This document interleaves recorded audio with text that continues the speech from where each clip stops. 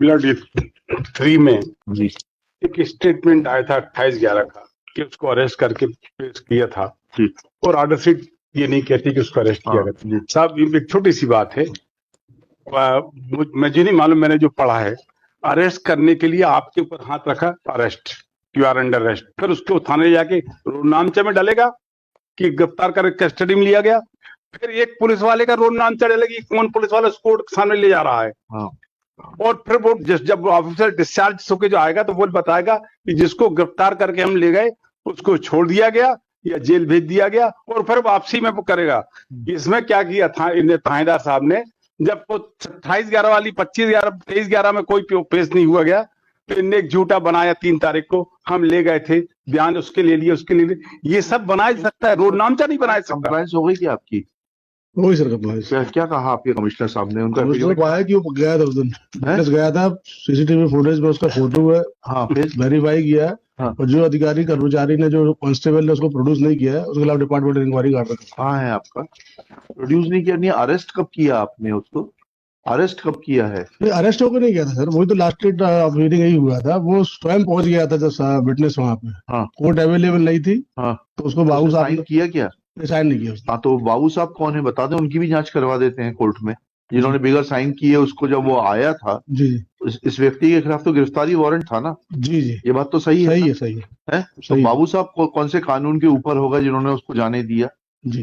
और secondly sir, last time court के सामने की थी कि उसको कैसे छोड़ दिया था 3 तारीख को उसका स्टेटमेंट लेके। हाँ। तो उसका ये था कि लास्ट डेट तक उसका वारंट था, दूसरा जो वारंट इशू हुआ था वो थाने में रिसीव नहीं हुआ था ड्यू टू दैट। वारंट, गिरफ्तारी वारंट तो परपीचुअल होता है, पेशी टू पेशी नहीं होता। ये पुलिस को इतनी बात समझानी पड़ेगी क्या? अगर बेलेबल वारंट होता जी जी, तो वह उस पेशी के लिए था, उस पेशी के बाद अगर नया बेलेबल वारंट प्राप्त नहीं हुआ है, then they would have been right. But let us first clarify the facts. Whether arrest warrant was issued against him? Yes, 23/11 का सीट है सर। हाँ जी, नहीं मुझे याद है, इसीलिए इनसे पूछ रहा हूँ। तो फिर नए वारंट का इंतजार किस प्रावधान में कर रहे थे? पुलिस कमिश्नर साहब को बुलवा लीजिए। कौन से कानून में है कि एक बार जब नॉन बेलेबल वारंट जारी हो गया, अरेस्ट वारंट जारी हो गया, तो वो डेट गुजर जाने के बाद में आप स्टेटमेंट रिकॉर्ड कर लेंगे और उसके खिलाफ कोई कार्रवाई नहीं करेंगे? कौन से कानून में? Page 2 of his affidavit. हाँ, पढ़िए, कहाँ है आपका एफिडेविट? आपने तो इतनी मोटी रिपोर्ट पेश की है, इसमें शपथ रिपोर्ट है सर, उसमें इंक्वायरी रिपोर्ट पूरी। पुलिस अधीक्षक देहात जी जी, क्या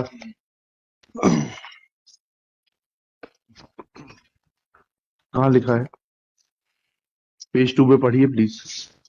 उप पुलिस अधीक्षक मुख्यालय देहात जिला भोपाल को पेज 2 पहला फर्स्ट कारबाग प्रधान आरक्षक राजेश राजपूत साक्षी घनश्याम अरोड़ा गिरफ्तारी वारंट न्यायालय से प्राप्त होने व उसके अदम तमील होने संबंधी जानकारी थाना प्रभारी के संज्ञान में नहीं लाने से दिनांक 28/11 को माननीय उच्च न्यायालय में शासकीय अधिवक्ता द्वारा इस संबंध में जानकारी चाहे जाने पर कि उप निरीक्षक रिंकू जाटव को गलत जानकारी देने पर उक्त गिरफ्तारी वारंट तामील हेतु स्वेच्छापूर्ण तरीके से आरक्षण दिवंत बाबू सौंपने लाभ, इसको तो जिसने बताया नहीं उसको दिया।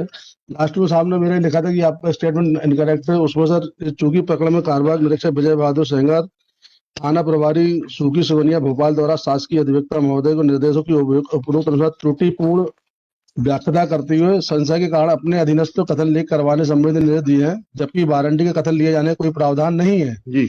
अतः कारबाग निरीक्षक विजय बहादुर सेंगर थाना प्रभारी सूखी अधीनस्थ पर पूर्ण नियंत्रण नहीं होने पर शिथिल कार्य प्रणाली के लिए कार्यालय के आदेश से काम हो जाएगा। आप मजाक कर रहे हैं? निंदा का क्या इम्पैक्ट होता है? It's a serious offence, it's a major misconduct. और हमने किसका एफिडेविट फाइल करने के लिए बोला था आपको? एफिडेविट नहीं था, एसपी को इंक्वायरी करने के लिए कंडक्ट। एसपी का बोला था, पुलिस कमिश्नर का बोला था? देखें जरा ऑर्डर शीट देखें। Police commissioner Bhopal with conduct detailed inquiry that under which provision of law. तो वो कहाँ है पुलिस कमिश्नर साहब का? Failing which police commissioner? कहाँ है पुलिस कमिश्नर साहब का? Police commissioner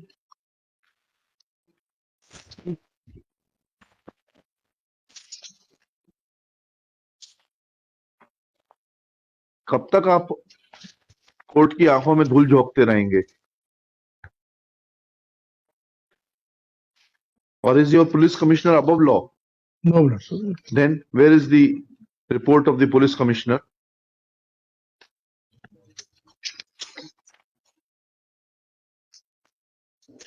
Report of the police commissioner is not available on record as per the directions issued by this court on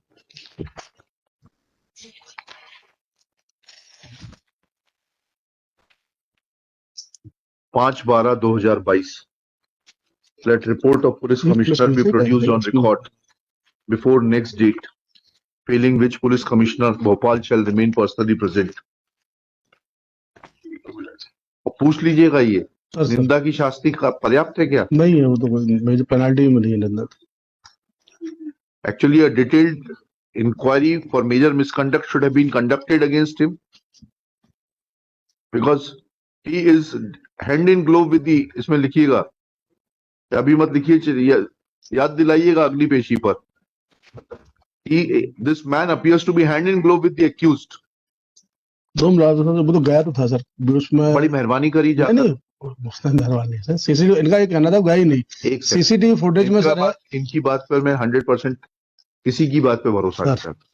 issue इस वक्त दूसरा है. सर वो गया था, इसमें लिखिएगा, in the meanwhile principal district judge Bhopal will also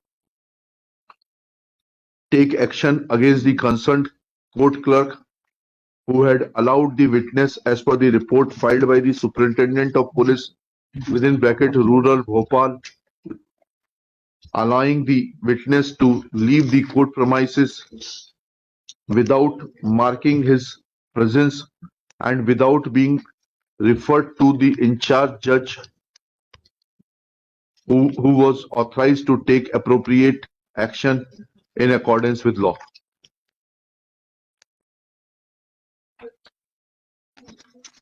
Okay.